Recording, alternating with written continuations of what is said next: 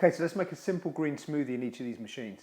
Before I do, one other thing I want to mention is with the Optimum 9200, you also get a tamper with it, which is quite critical for a lot of raw food preparation. And you actually don't get one of those with the Blendtec. So this is something else that I would say is quite a key differentiator between the two machines. I know it looks like a really, really simple thing, but when you're trying to work, maybe a nut butter, or you're trying to work a raw cake or something inside the blender jug, with this, you're going to have to keep turning the machine off and getting a spatula in there.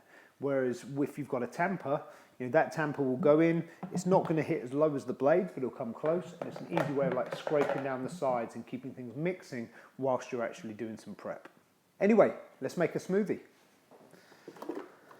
So going in here, I've got a small amount of pineapple. I've got some spinach. I've got some mixed sunflower seeds and pumpkin seeds. Fantastic for getting some of those omega-3s, getting some protein, etc. I've got a mixed green powder here, which has got wheatgrass, spirulina, and a few other things in it. I've got half an avocado. These are fairly small avocados, but again, a great source of those good fats, and it will give the smoothie a little bit of creaminess. And I've got some coconut water as well.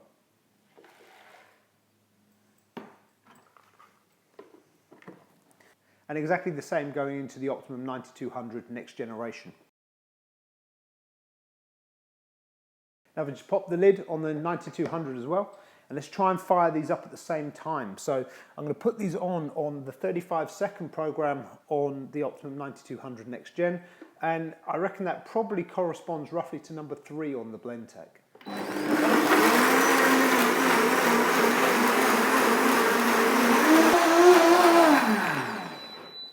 And there we have 2 green smoothies. But let's pour them out and get a feel for how they taste.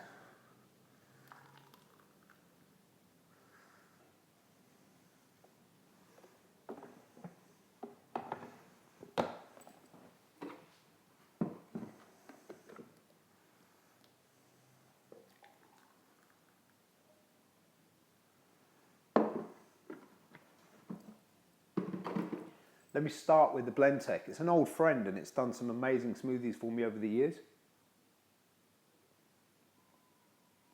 And it doesn't fail to disappoint. It's really tasty, really good creamy smoothie. But I can taste a few bitty elements, I think, from the nuts and seeds. Maybe even the spinach actually has a slight sort of grainy thing going on in there. By comparison, so the flavour is the same, because obviously same ingredients went into both machines, but I think the Optimum's actually slightly creamier.